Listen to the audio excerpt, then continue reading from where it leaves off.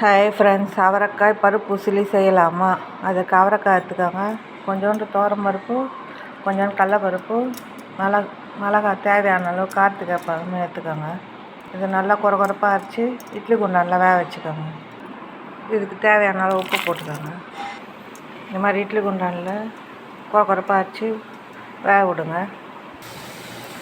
எண்ணெய் காஞ்சா கடுகு நல்லா பொரி விடுங்க. அப்புறம் வெறும் மிளகா, கருவேப்பிலை போட்டுங்க. கடுகு நல்லா பொரிஞ்சதும் இந்த அவரைக்காய் போட்டுக்கோங்க.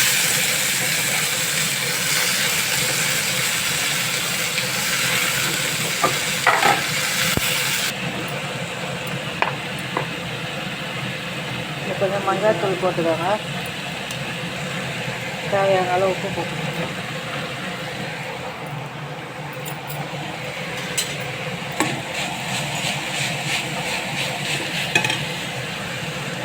கொஞ்சம் தண்ணி ஊற்றி வேக்காடு விடும்.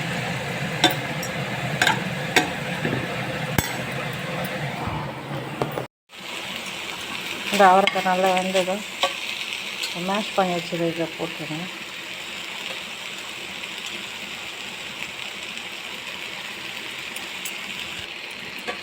மேஷ் பண்ணி இது நல்லா கலந்துக்கோங்க.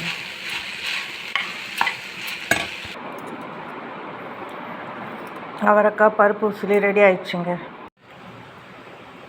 முள்ளங்கி சாம்பாருக்கு பருப்பு வச்சுக்கோங்க.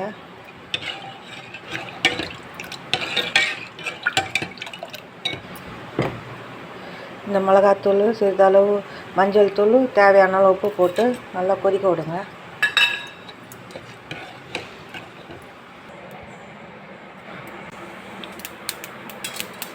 பிறகு வெங்காயம் போட்டுக்கோங்க.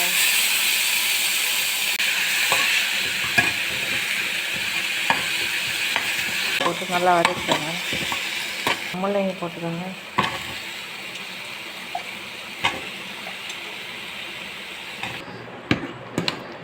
நல்லா கொதிக்கிட்டோன்னு ஒரு விசில் விடுங்க.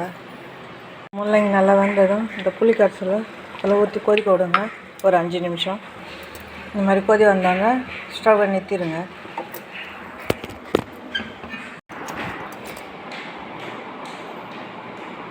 முள்ளங்கி சாம்பார் ரெடி ஆயிடுச்சுங்க.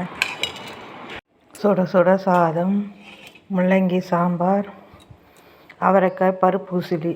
அவரைக்காய் பருப்பு உசிலி நீங்களும் ஒரு வாட்டி வீட்டில் ட்ரை பண்ணி பாருங்கள். பிடித்திருந்தால் லைக் பண்ணுங்கள், ஷேர் பண்ணுங்கள், சப்ஸ்கிரைப் பண்ணுங்கள்.